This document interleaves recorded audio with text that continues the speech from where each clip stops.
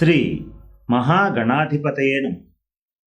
ఈరోజు మనం 25వ తారీఖు మార్చి 2020 సంవత్సరమున మొదలయ్యేటువంటి ఉగాది అంటే శ్రీ శార్వరినామ సంవత్సరాది రాశి ఫలాలు ఎలా ఉంటాయి, ఏ రాశి వారికి ఎటువంటి ఫలితాలని ఈ ఉగాది అనేటువంటిది ఇవ్వడం జరుగుతుంది అనేటువంటి విషయాల గురించి తెలుసుకుందాం. ఇది తెలుసుకోబోయే ముందు ప్రధాన గ్రహాలైనటువంటి గురు, శని, రాహుకేతువుల యొక్క గ్రహ సంచారం అనేటువంటిది ఎలా ఉంటుందనేటువంటి విషయం గురించి తెలుసుకుందాం. ఈ సంవత్సరంలో ప్రత్యేకత ఏమిటంటే గురుగ్రహం మారుతోంది. అలాగే శనీశ్వరుడు రీసెంట్గా ఒక 2 నెలల క్రితం మాత్రమే ఆయన మకర రాశిలో ప్రవేశించడం జరిగింది. అలాగే రాహుకేతువులు కూడా మార్పు అనేటువంటిది సాధ్యపడింది. అంటే ప్రధాన గ్రహాలు 4 కూడా ఈ సంవత్సరం మార్పుకి గురైనే గనక అన్ని రాశుల మీద వీటి యొక్క ప్రభావం ఎలా ఉంటుందనేటువంటి విషయం గురించి తెలుసుకుందాం. మొట్టమొదటగా గురుడు ఇక్కడ 29 మార్చి 2020 నుంచి అతిచారవశాత్తు మకర రాశిలో నీచరాశిలో తన నీచ క్షేత్రమైనటువంటి మకర రాశిలో సంచరిస్తున్నాడు. ఆ తర్వాత 30 జూన్ వరకు అక్కడుండి 30 జూన్ నుంచి వక్రించి తిరిగి తన స్వంత రాశి అయినటువంటి ధనుసు రాశిలో సంచరిస్తున్నాడు. ఆ తర్వాత వక్ర త్యాగం చేసి 20 నవంబర్ నుంచి మరల మకర రాశిలో నీచ స్థానంలో సంచారం చేస్తున్నాడు. ఇక శని ఈ సంవత్సరం మొత్తం అంటే ఈ సంవత్సరం మొత్తం ఉగాది నుంచి ఈ సంవత్సరం మొత్తం కూడా మకర రాశిలో తన స్వంత క్షేత్రంలో సంచారం చేస్తున్నాడు. అలాగే రాహు సంవత్సరాది మొదలు కూడా 23 సెప్టెంబర్ వరకు కూడా మిథున రాశిలో సంచరిస్తున్నాడు. 23 సెప్టెంబర్ నుంచి వృషభ రాశిలో సంచారం చేస్తున్నాడు. అలాగే కేతువు కూడా 23 సెప్టెంబర్ నుంచి గతంలో ధనుసు రాశిలో ఉన్నటువంటి కేతువు వృశ్చిక రాశిలో సంచారం చేయటం అనేటువంటిది జరుగుతోంది. ఇలా ప్రధానమైనటువంటి 4 గ్రహాలు కూడా ఈ సంవత్సరం దాదాపుగా వాళ్ళ రాశుల యొక్క పరిస్థితిని మార్చుకోవటం అనేటువంటిది జరుగుతోంది. ఇది ఒక్కొక్క రాశి మీద ఏ రకమైనటువంటి ప్రభావాన్ని చూపిస్తుంది అనేటువంటిది మనం ఇప్పుడు తెలుసుకుందాం.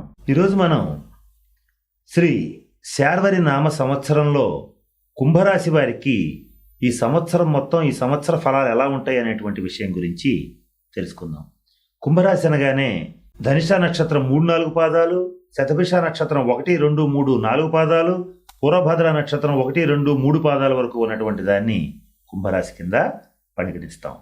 ఈ శార్వరినామ సంవత్సరంలో కుంభరాశి వారికి ఆదాయం 11, వ్యయం 5, రాజపూజ్యం 5, అవమానం 6. దీన్ని పరిశీలించినట్లయితే కుంభరాశి వాళ్ళకి ఈ సంవత్సరం ఆదాయం చాలా బాగుంది. రుణాలన్నీ తీర్చివేయగలుగుతారు. గతంలో చేసినటువంటి అప్పుల బాధ ఏదైతే ఉంటుందో వాటి నుంచి పరిపూర్తిగా బయటపడగలుగుతారు. అంతేకాకుండా ఈ సంవత్సరం గ్రహస్థితుల్ని గనక పరిశీలించినట్లయితే కొద్దిపాటి ఒడిదుడుకులు ఉన్నప్పటికీ కూడా అంతిమంగా ఈ సంవత్సరం విజయం సాధించడం అనేటువంటిది జరుగుతుంది. ఈ ఒడిదుడుకులు కూడా ఈ ఏలినాటి శని ప్రభావం వలన ఏర్పడేటువంటి పరిస్థితి గోచరిస్తోంది. అయినప్పటికీ కూడా గురుగ్రహ అనుగ్రహం వలన ఆ కొద్దిపాటి ఇబ్బందులను కూడా దాటిపోవటం అనేటువంటిది జరుగుతుంది. అయితే ఈ గ్రహస్థితులను పరిశీలించిన మీదట ఈ కుంభరాశిలో ఉన్నటువంటి వ్యాపారస్తులకి అంటే ముఖ్యంగా ఐరన్, తోళ్ళు, ఇనుము, సిమెంటు, లెదరు, నూనె ఇటువంటి శనికి సంబంధించినటువంటి వ్యాపారాలు చేసేటువంటి వాళ్ళకి లాభదాయకంగా ఉంది. కాకపోతే వచ్చిన లాభాలని మరలా తిరిగి పెట్టుబడి రూపంలో చూడటం అనేటువంటిది జరుగుతుంది. బంగారం, వెండి, జ్యువెలరీ ఇటువంటి షాపుల్లో ఇటువంటి వ్యాపారాలు చేసేటువంటి వాళ్ళకి కానీ వీటికి సంబంధించిన వ్యాపారాలు చేసేటువంటి వాళ్ళకి కానీ కొద్దిపాటి టెన్షన్స్ గోచరిస్తున్నాయి. అల్టిమేట్గా లాభాలనైతే ప్రోగు చేసుకోగలుగుతారు. కానీ నిర్ణయాలు తీసుకునేటప్పుడు మాత్రం ఆచితూచి నిర్ణయం తీసుకోవటం అనేటువంటిది ఈ శార్వరినామ సంవత్సరంలో కుంభరాశిలో ఉన్నటువంటి ఈ బంగారు వ్యాపారస్తులకి, జ్యువెలరీస్కి చెప్పదగినటువంటి సూచన. ఇక ముఖ్యంగా కిరాణా, వస్త్ర వ్యాపారులు, ఫ్యాన్సీ వ్యాపారులు ఎవరైతే ఉంటారో వాళ్ళందరికీ ఈ కుంభరాశి వాళ్ళకి చాలా బాగుంది. చక్కటి ఆదాయ వనరులు పెరుగుతాయి. కొత్త బ్రాంచీలను కూడా స్టార్ట్ చేసేటువంటి పరిస్థితి గోచరిస్తుంది. సినీ, టీవీ రంగ కళాకారులు, మీడియా మిత్రులు, అలాగే ఈ సోషల్ మీడియాలో ఉండేటువంటి వాళ్ళకి, కుంభరాశి వాళ్ళకి చాలా బాగుంది. మంచి పేరు ప్రతిష్టలు, ధనాదాయ మార్గాలు కూడా పెరిగేటువంటి పరిస్థితి స్పష్టంగా గోచరిస్తోంది. కుంభరాశిలో ఉన్నటువంటి ప్రభుత్వ ఉద్యోగులు ఎవరైతే ఉంటారో వాళ్ళకి ఈ సంవత్సరం కొద్దిపాటి అనుకోని ప్రదేశాలకి ట్రాన్స్ఫర్లు కావటం, అనుకోని ఇబ్బందులు కలగటం, అధికారుల ఒత్తిడి, కింద స్థాయి వాళ్ళ యొక్క కొద్దిపాటి ఇబ్బందులు ఈ సంవత్సరం కనపడటం అనేటువంటిది ఉద్యోగస్తుల్లో కానీ ఎన్జిఓల్లో కానీ గోచరిస్తోంది. ముఖ్యంగా ఉపాధ్యాయులు, గ్రంథాలయాలు, దేవాలయాలు వీటికి సంబంధించి ఉద్యోగాలు చేసేటువంటి వాళ్ళకి కానీ కొద్దిపాటి ఇబ్బందులు, అపనందలు గోచరిస్తున్నాయి. ఎవరైతే దేవాలయాలు, గ్రంథాలయాలు ఇటువంటి వాటికి సంబంధించిన వ్యాపారాలు చేస్తుంటారో వాళ్ళకి కొద్దిపాటి ఒడిదుడుకులు కనపడుతున్నాయి. డాక్టర్స్, లాయర్స్, ఇంజనీర్స్ వంటి స్వతంత్ర ప్రతిపత్తి కలిగినటువంటి వాళ్ళకి అందరికీ కూడా ఈ శార్వరినామ సంవత్సరం అత్యంత యోగదాయకంగా ఉంది. ధనమే పరమావధిగా పనిచేస్తారు. తగినట్లుగా డబ్బు నిల్వలు కూడా సమకూర్చుకోగలుగుతారు. నూతన గృహవాహన సౌఖ్యాలని పొందుతారు. అలాగే నూతనంగా అనేక రకాలైనటువంటి కొత్త ప్రయోగాలు చేసి లైఫ్లో సక్సెస్ అవ్వటం అనేటువంటిది ఈ స్వతంత్ర వృత్తుల్లో ఉన్నటువంటి వాళ్ళకి, నేను చెప్పినట్లుగా డాక్టర్స్, లాయర్స్, ఇంజనీర్స్ వంటి వాళ్ళకి గోచరించేటువంటి పరిస్థితి స్పష్టంగా ఉంది. ఎవరైతే ప్రభుత్వోద్యోగం కోసం ప్రయత్నం చేస్తున్నారో వాళ్ళకి ప్రభుత్వోద్యోగం లభిస్తుంది. అలాగే ఈ కుంభరాశిలో ఉన్నటువంటి వాళ్ళకి అనుకోని ట్రాన్స్ఫర్స్ కూడా గోచరిస్తున్నాయి. ప్రమోషన్లతో కూడిన ట్రాన్స్ఫర్లు కూడా కలుగుతాయి. అయినప్పటికీ కూడా ఈ ఏలినాటి శని పరిస్థితి రీత్యా కించిత్ మనోవేదన గోచరిస్తుంది. ఆత్మీయులు దూరం అవటం, కావలసినటువంటి వాళ్ళు కొద్దిగా దూరంగా ఉండటం వలన మానసిక వేదనకి ఇది ఒక కారణమయ్యేటువంటి పరిస్థితి గోచరిస్తోంది. రక్షణ శాఖ, పోలీసులు, అగ్నిమాపక శాఖ ఇటువంటి సైన్యం ఇటువంటి శాఖల్లో పనిచేసేటువంటి కుంభరాశి వాళ్ళకి అత్యంత యోగ్యమైన కాలం. మంచి పేరు ప్రతిష్టలు లభిస్తాయి. చక్కటి జీవితాన్ని గడపగలుగుతారు. కుటుంబ సౌఖ్యం బాగుంది. జీవిత భాగస్వామితో విభేదాలు ఈ సంవత్సరంతో సమసిపోతాయి. చక్కగా జీవిత భాగస్వామితో విందు వినోద కాలక్షేపాలు చేస్తారు. సంతాన పురోభివృద్ధి చాలా బాగుంది.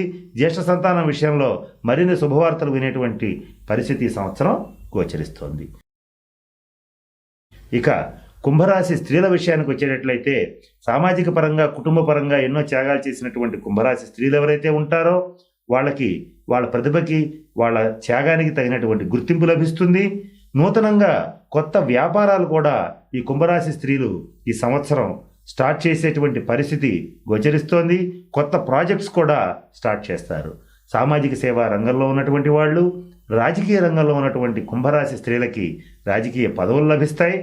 అలాగే మంచి పేరు ప్రతిష్టలు కూడా లభించేటువంటి పరిస్థితి ఉంటుంది. ఇకపోతే కుంభరాశిలో ఉన్నటువంటి స్త్రీలకి రాజకీయ పదవులు లభిస్తాయి, జనాకర్షణ పెరుగుతుంది. కానీ రాజకీయాల్లో ఉన్నటువంటి కుంభరాశి పురుషులకి దీనికి వ్యతిరేకంగా జరగటం అనేటువంటిది చెప్పదగినటువంటి సూచన. ఇకపోతే కుంభరాశి స్త్రీల విషయానికి వచ్చేటట్లయితే నూతన గృహవాహన సౌఖ్యాలను పొందుతారు. అలాగే సువర్ణాభరణాలని, ఫర్నిచర్ని, అలంకరణ సామాగ్రిని కొనుగోలు చేస్తారు. గృహారంభం, గృహప్రవేశం, శంకుస్థాపన, పెళ్లిళ్ళు వంటి శుభకార్యాలు చేస్తారు. వీటి నిమిత్తం ఎంతో ఖర్చు చేస్తారు. ఇక కుంభరాశిలో ఉన్నటువంటి వాళ్ళకి కొద్దిపాటి అనారోగ్య సమస్యలు సూచిస్తున్నాయి. ఈఎన్టీ సమస్యలు, వాత సంబంధమైన సమస్యలు, జాయింట్ పెయిన్స్, తలనొప్పి, మెడనొప్పి, నడునొప్పి, మోకాళ్ళ నొప్పులు ఇటువంటివి బాగా ఇబ్బంది పెడతాయి.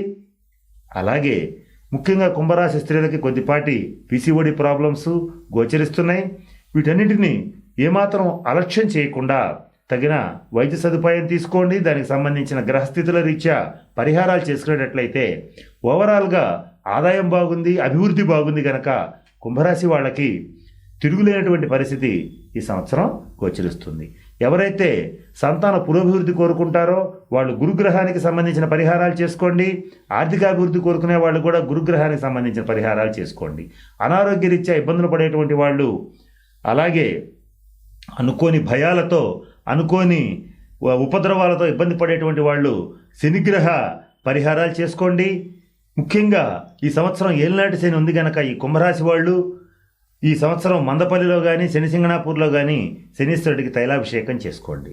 ఇలా చేసినట్లయితే శనీశ్వరుడి యొక్క అనుగ్రహం కలగటం వలన కుంభరాశికి అధిపతి అయినటువంటి శని యొక్క మంచి దృష్టి మీ మీద సోకి మంచి శుభ ఫలితాలను అనేటువంటిది పొందగలుగుతారు. ఇలా ఎవరైతే అనుకోని చిక్కులు వస్తాయో, ఎవరైతే అనుకోకుండా టెక్నికల్ సైడ్ కానీ సాఫ్ట్వేర్ సైడ్ కానీ విదేశీ ప్రయాణాలు చేస్తూ వాటికి సంబంధించినటువంటి ఆటంకాలు పొందుతారో వాళ్ళందరూ కూడా ఈ సంవత్సరం కేతువుకి సంబంధించిన పరిహారాలు చేసుకోండి. అలాగే స్పెక్యులేషన్స్, స్టాక్ మార్కెట్స్, ఆ కమిషన్ బేసిక్ మీద వ్యాపారాలు చేసేటువంటి వాళ్ళకి వాళ్ళ వృత్తిలో జరిగేటువంటి ఆటంకాలను పోగొట్టుకోవటానికి రాహుగ్రహ పరిహారాలు చేసుకోండి. నేను చెప్పబోయేటువంటి పరిహారాలు కనుక చేసుకునేటట్లయితే ఈ కొద్దిపాటి ఇబ్బందులు కూడా తొలగిపోతాయి. ఈ కుంభరాశిలో ఉన్నటువంటి అవివాహితులకు వివాహ యోగ్యమైన కాలం, సంతానం కోసం ప్రయత్నం చేసేటువంటి వాళ్ళకి సంతాన యోగ్యమైన కాలం, జ్యేష్ఠ సంతానం విషయంలో కుంభరాశి స్త్రీలకి మంచి శుభవార్తలు వింటారు. స్త్రీ సంతానాభివృద్ధి చాలా బాగుంది అని చెప్పడంలో ఏమాత్రం సందేహం లేదు. కనుక నేను చెప్పేటువంటి పరిహారాలను పాటించండి. ఉన్న కొద్దిపాటి దోషాలు కూడా తొలగిపోయేటువంటి పరిస్థితి తప్పకుండా ఉంటుంది. గురుగ్రహ పరిహారం. గురువారం నాడు కానీ పుష్యమి నక్షత్రం రోజున కానీ 16,000 గురుగ్రహానికి జపం చేయించి కిలోంబాతిక నాటు శనగలు దానం చేయాలి. ఈ కార్యక్రమం మీ దగ్గరలో ఉన్నటువంటి శివాలయంలో చేయాలి. ఇక రెండవది ఏంటంటే, ప్రముఖ శైవ క్షేత్రాలైనటువంటి శ్రీశైలం, మహానంది, శ్రీకాళహస్తి, అరుణాచలం వంటి ప్రముఖ శైవ క్షేత్రాలను గురువారం నాడు 6 నెలలకు ఒకసారి కానీ సంవత్సరానికి ఒకసారి కానీ దర్శించగలిగితే ఖచ్చితంగా గురుగ్రహ అనుగ్రహం కలుగుతుంది. అలాగే దత్తాత్రేయ చరిత్ర, సాయి చరిత్ర పారాయణ చేయగలిగితే ఖచ్చితంగా గురుగ్రహ అనుగ్రహం కలుగుతుంది. అలాగే మీ దగ్గరలో ఉన్నటువంటి దక్షిణామూర్తి, రాఘవేంద్ర స్వామి, సాయిబాబా గారు వంటి దేవాలయాల్లో 16 గురువారాల పాటు రోజుకి 16 ప్రదక్షిణలు చొప్పున చేయగలిగితే గురుగ్రహ అనుగ్రహం కలుగుతుంది. మీ దగ్గరలో ఉన్నటువంటి శివాలయంలో 16 గురువారాల పాటు ఈశ్వరుడికి అభిషేకం చేయించగలిగితే గురుగ్రహ అనుగ్రహం అనేటువంటిది తప్పకుండా కలుగుతుంది. వీటిల్లో మీకు చేతనైనంత వరకు చేయండి. అయితే విదేశాల్లో ఉన్న వాళ్ళకి కానీ, అలాగే ఆర్థిక పరిస్థితులు సహకరించినటువంటి వాళ్ళకి కానీ కొన్ని తంత్ర ప్రక్రియలను ఇప్పుడు చెప్పబోతున్నాను. ఆ చెప్పేటువంటి తంత్ర ప్రక్రియల్లో మీకు కుదిరినన్ని, మీకు చేతనైనన్ని చేయగలిగితే తప్పనిసరిగా గురుగ్రహ అనుగ్రహం అనేటువంటిది కలుగుతుంది. వాటిలో మొట్టమొదటిదిగా ఎల్లప్పుడూ మీ దగ్గర ఎల్లో కలర్ కర్చీఫ్, పసుపు రంగు జేబు రుమాలని దగ్గర ఉంచుకోండి. రెండవది ఏంటంటే, 16 గురువారాల పాటు మీ దగ్గరలో ఉన్నటువంటి గోశాలలో కానీ, మీ ఇంటి దగ్గర ఆవులకి కానీ నాటు శనగలు, బెల్లం తినిపించండి. అలాగే కుడి చేతికి జబ్బకి కానీ, నడుముకి కానీ రావి చెట్టు వేరుని పుష్యమి నక్షత్రం రోజున కానీ, గురువారం రోజున కానీ రావి చెట్టుకి ఒక నమస్కారం చేసి ఆ వేరుని సేకరించి కట్టుకోగలిగితే ఖచ్చితంగా గురుగ్రహ అనుగ్రహం అనేటువంటిది కలుగుతుంది. ఇది ఒక గొప్ప తంత్రం. హైందవ మత గ్రంథాలైనటువంటి భారతం, భగవద్గీత, రామాయణం వంటి ఉపయోగపడేటువంటి, ప్రజలకు ఉపయోగపడేటువంటి పుస్తకాలని కనుక పబ్లిష్ చేయించి కానీ లేదా కొని కానీ దానం చేయగలిగితే తప్పకుండా గురుగ్రహ అనుగ్రహం అనేటువంటిది కలుగుతుంది. కారణం ఏంటంటే, ఈ గ్రంథాలకు, విద్యాలయాలకు, గ్రంథాలయాలకు, దేవాలయాలకు అధిదేవత అయినటువంటి గురుగ్రహం యొక్క అనుగ్రహం సంపాదించాలంటే ఇది గొప్ప మంచి రెమెడీ కింద మీకు పనిచేస్తుంది. మీకు తెలిసినటువంటి ఒక 16 మంది పేద విద్యార్థులకి పరీక్ష ఫీజులు కట్టడం కానీ, అలాగే వాళ్ళ విద్యకి అవసరమైనటువంటి ఆర్థిక సహాయం అందించడం కానీ చేసేటట్లయితే గురుగ్రహ దోషాలన్నీ కూడా తొలగిపోతాయి. శని దోష పరిహారాలు అంటే, శని దోషాన్ని తప్పించుకోవాలంటే ఏ పరిహారాలు చేయాలి? మీ దగ్గరలో ఉన్నటువంటి శివాలయంలో శనివారం నాడు శనీశ్వరుడికి 19,000 జపం చేయించి బ్రాహ్మణులతో 1 కిలోంబాతిక నల్ల నువ్వులను గనక దానం చేయగలిగితే ఖచ్చితంగా శని దోష పరిహారం అనేటువంటిది జరుగుతుంది. మందపల్లిలో కానీ, శని సింగణాపూర్లో కానీ కనీసం సంవత్సరానికి ఒకసారి శనీశ్వరుడికి అభిషేకం చేయించగలిగితే శనిగ్రహ దోష నివారణ అనేటువంటిది ఖచ్చితంగా సాధ్యపడుతుంది. మీ దగ్గరలో ఉన్నటువంటి శివాలయంలో ఉన్న నవగ్రహాలయంలో శనీశ్వరుడికి 19 ప్రదక్షిణాల చొప్పున 19 శనివారాల పాటు చేయగలిగితే తప్పకుండా శనీశ్వరుడి యొక్క అనుగ్రహం కలుగుతుంది. ఆ శని బాధలన్నీ కూడా తొలగిపోతాయి. అలాగే దగ్గరలో ఉన్నటువంటి శివాలయంలో ఉన్నటువంటి నవగ్రహాలయంలో 8 శనివారాల పాటు శనీశ్వరుడికి తైలాభిషేకం జరిపించండి. దానివల్ల కూడా పూర్తిగా శనిగ్రహ బాధలన్నీ కూడా తొలగిపోతాయి. వీటిలో మీకు కుదిరినన్ని, మీకు అందుబాటులో ఉన్నన్ని చేసేటట్లయితే ఖచ్చితంగా శని దోష నివారణ అనేటువంటిది సాధ్యపడుతుంది. ఇక ఎవరైతే విదేశాల్లో ఉంటారో, ఆర్థికంగా కొంత ఇబ్బందుల్లో ఉంటారో, చేయలేని పరిస్థితుల్లో ఉంటారో వాళ్ళ కోసం శనిదోష నివారణ కోసం కొన్ని తంత్ర ప్రక్రియలు ఇప్పుడు మీకు తెలియచేస్తాను. వాటిలో మొట్టమొదటిగా మీ కుడి చేతికి గాని నడుముకి గాని మీ దగ్గరలో ఉన్నటువంటి మీకు అందుబాటులో గనక ఉండేటట్లయితే ఒక జమ్మి చెట్టు దగ్గరికి వెళ్ళి నమస్కరించి జమ్మి చెట్టు వేరుని గురువారం నాడు గాని పుష్యమి నక్షత్రం రోజున గాని సేకరించి దాన్ని గనక కట్టుకోగలిగితే ఖచ్చితంగా శనీశ్వరుడి యొక్క బాధల నుంచి విముక్తులవుతారు. ఇక రెండవది, నల్ల నువ్వులు తీసుకుని పారేటువంటి నదిలో గాని మీ దగ్గరలో ఉన్నటువంటి ప్రవహించే నీటిలో గనక జలచరాలకు అంటే చేపలు తాబేళ్లు ఉండేటువంటి అంటే జలచరాలంటే జలంలో నివసించేటువంటి జీవాలకి గనక ఆహారంగా వేయగలిగితే తప్పకుండా శనిగ్రహ దోష నివారణ జరుగుతుంది. అలాగే మీకు దగ్గరలో ఉన్నటువంటి నల్ల కుక్కలకి లేదా కనీసం కుక్కలకి రొట్టెలు కనుక తినిపించగలిగితే కాలభైరవ స్వరూపమైనటువంటి కుక్కకి ఆహారం తినిపించడం ద్వారా తప్పకుండా శనిదోష నివారణ అనేటువంటిది జరుగుతుంది. శనీశ్వరుడి వాహనమైనటువంటి కాకికి ఆహారం పెట్టగలిగినా కూడా ప్రతిరోజు ఇలా చేయగలిగితే ఖచ్చితంగా శనిదోష నివారణ అనేటువంటిది జరుగుతుంది. అయితే వీటిల్లో మరొక అందరూ చేయదగినటువంటి విషయం ఏంటంటే ప్రతి శనివారం ఆవుకి బెల్లం గనక తినిపించగలిగితే శనిదోష నివారణ అనేటువంటిది తప్పకుండా జరుగుతుంది. కనీసం ఇలా 19 శనివారాలు నియమంగా చేయగలిగితే తప్పకుండా శనిదోష నివారణ జరుగుతుంది.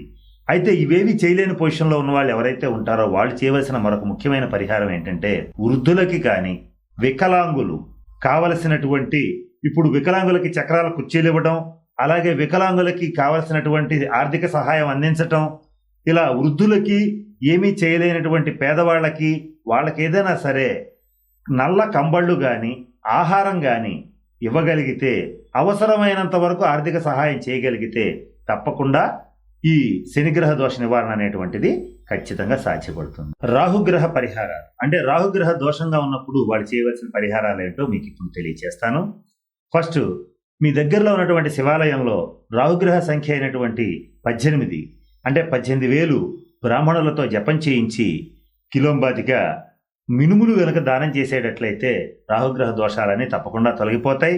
అలాగే విజయవాడలో ఉన్నటువంటి కనకదుర్గ అమ్మవారి గుడి దర్శించగలిగితే రాహుగ్రహ అనుగ్రహం అనేటువంటిది తప్పకుండా కలుగుతుంది. తర్వాత 18 శుక్రవారాల పాటు లలితా సహస్రనామ పారాయణ చేయగలిగితే రాహుగ్రహ అనుగ్రహం తప్పకుండా కలుగుతుంది.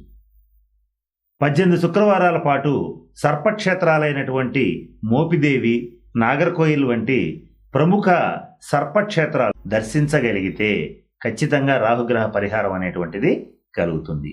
లేదా కనీసం సంవత్సరానికి ఒక్కసారైనా సరే శ్రీకాళహస్తిలో కాలసర్ప దోషానికి శాంతి పూజ చేయించుకుంటే రాహుగ్రహ దోషం పూర్తిగా నివారణ అవుతుంది. ఇక ఇవి చేయలేనటువంటి వాళ్ళు, విదేశాల్లో ఉన్నటువంటి వాళ్ళు, ఆర్థికంగా ఇబ్బందులు ఉన్నటువంటి వాళ్ళ కోసం కొన్ని తంత్ర ప్రక్రియల్ని నేను తెలియచేస్తాను. వాటిలో మీకు అనుకూలమైనటువంటివి పాటించండి. వాటిల్లో మొదటిగా ప్రతి శనివారం కనీసం ఇలా 18 శనివారాల పాటు ఒక భర్త లేనటువంటి వృద్ధ స్త్రీకి ఆహారం అందించడం కానీ ఆమెకి సంబంధించినటువంటి సహాయం, ఆర్థిక సహాయం కానీ ఏదైనా సహాయం చేసేటట్లయితే ఖచ్చితంగా రాహుగ్రహ దోషం అనేటువంటిది నివారణ అవుతుంది. అలాగే బార్లీ గింజల్ని పారేటువంటి నీటిలో, నదిలో కానీ దగ్గరలో ఉన్న కాలువలో కానీ కలిపేటట్లయితే దాంట్లో ఉన్నటువంటి జలచరాలు దాన్ని ఆహారంగా తీసుకుంటాయి. అప్పుడు రాహుగ్రహ దోష నివారణ అనేటువంటిది జరుగుతుంది. ఇంట్లో ప్రతి గదిలోనూ పొద్దున్నే నిద్ర లేవగానే కానీ కంటికి ఎదురుగా కనపడేటట్లుగా కానీ ఒక నెమలి పింఛాన్ని గనక కనపడేటట్లుగా ఉంచుకోగలిగితే రాహుగ్రహ దోషం అనేటువంటిది తప్పకుండా పోతుంది. ఆ ఇంట్లోకి రాహుగ్రహ దోషం అనేటువంటిది ప్రవేశించదు. బూడిద గుమ్మడికాయని కానీ నల్లటి వస్త్రాలని కానీ ఒక శనివారం పూట అర్హులైనటువంటి భర్తలైనటువంటి వృద్ధ స్త్రీలకి కానీ లేని పక్షంలో అర్హులైనటువంటి పేద బ్రాహ్మణులకి కానీ లేదంటే అర్హులైనటువంటి పేదవారికి కానీ దానం చేయగలిగితే ఖచ్చితంగా రాహుగ్రహ దోషం అనేటువంటిది పోతుంది. మరొక ముఖ్యమైన రెమెడీ ఏంటంటే ఇది కొద్దిగా ఇబ్బందికరంగా ఉన్నప్పటికీ కూడా కుదిరితే గోమూత్రాన్ని సేకరించి కొంచెం తీసుకోగలిగితే మంచిది, తీసుకోలేకపోతే అంటే లోపలికి తీసుకోగలిగితే మంచిది. ఒకవేళ తీసుకోలేకపోతే కనీసం శిరస్సును చల్లుకునేటట్లయితే ఖచ్చితంగా రాహుగ్రహ దోషం అనేటువంటిది పోతుంది. అలాగే ఒక 18 గురువారాల పాటు ఆవులకి మినుములు తినిపించగలిగితే ఖచ్చితంగా ఈ రాహుగ్రహ దోషం అనేటువంటిది తప్పకుండా తొలగిపోతుంది. ఈ పరిహారాల్లో మీకు చేతనైనంత వరకు చేసి రాహుగ్రహ దోషాన్ని నుంచి బయటపడటం అనేటువంటిది చెప్పదగిన సూచన. కేతుగ్రహ పరిహారాలు అంటే కేతుగ్రహం యొక్క దోషం ఉండేటట్లయితే ఆ పరిహారాలు ఏ పరిహారాలు చేసుకోవాలనేటువంటి విషయం గురించి మీకు తెలియజేస్తాను. వాటిలో మొట్టమొదటిగా 7,000 జప సంఖ్య మీ దగ్గరలో ఉన్నటువంటి శివాలయంలో బ్రాహ్మణులతో చేయించి కిలోంబాతికి ఉరవలు గనక దానం చేయగలిగితే కేతుగ్రహ దోషం తొలగిపోతుంది. అలాగే సర్పక్షేత్రాలైనటువంటి మోపిదేవి, కుక్కి సుబ్రహ్మణ్య దేవాలయం, అలాగే నాగర్కోయిల్ వంటి ప్రముఖ సర్పక్షేత్రాలని సంవత్సరానికి ఒకసారి దర్శించండి. లేదా సంవత్సరానికి ఒకసారి కాళహస్తిలో కాళసర్ప దోషానికి శాంతి పూజ చేయించినట్లయితే కేతుగ్రహ దోషం సంపూర్తిగా తొలగిపోతుంది. అలాగే కాణిపాకం వంటి ప్రముఖ గణపతి దేవాలయాలని సంవత్సరానికి ఒక్కసారి దర్శించగలిగితే తప్పకుండా కేతుగ్రహ దోషం అనేటువంటిది పూర్తిగా వెళ్ళిపోతుంది. అలాగే ఇది చేయలేని వాళ్ళు మీ దగ్గరలో ఉన్నటువంటి శివాలయంలో 7 బుధవారాల పాటు గరికెతో గణపతిని గనక పూజించగలిగితే కేతుగ్రహ దోషం సమూలంగా తుడిచిపెట్టుకుపోతుంది. ఇలా పూజలు చేయలేనటువంటి పరిస్థితి ఉన్నవాళ్ళు అంటే విదేశాల్లో ఉన్నవాళ్ళు కానీ, అలాగే స్వదేశంలో ఉన్నా కూడా ఆర్థిక స్తోమత సహకరించినటువంటి వాళ్ళు కానీ, అనేక కారణాల రీత్యా ఈ పైన పరిహారాలు చేయలేనటువంటి వాళ్ళకి కొన్ని తంత్ర ప్రక్రియలని ఇప్పుడు చెప్తాను. వాటిలో మీకు చేతనైన చేసి కేతుగ్రహ దోషం నుంచి బయటపడండి. వాటిల్లో మొట్టమొదటిగా నల్ల కుక్కలకి ఆహారం తినిపించండి. ఒకవేళ నల్ల కుక్కలు దొరకకపోయినా కనీసం కుక్కలకి ఆహారం తినిపించేటట్లయితే కేతుగ్రహ దోషం అనేటువంటిది పోతుంది. అలాగే మరొక ముఖ్యమైన రెమెడీ ఏంటంటే ఇంటిలో కంచు పాత్రలు వాడండి. అలాగే కేతుగ్రహ బాధల నుంచి బయటపడాలనుకునేటువంటి వాళ్ళు ఇంట్లో ఉన్నటువంటి విరిగిపోయిన కుర్చీలు, పగిలిపోయిన బల్లలు ఇవన్నీ కూడా అనవసరంగా దాచిపెట్టి మచ్చు బల్లల మీద పెట్టకుండా వాటన్నింటినీ కనుక తీసేయగలిగితే కేతుగ్రహ బాధలన్నీ కూడా తొలగిపోతాయి.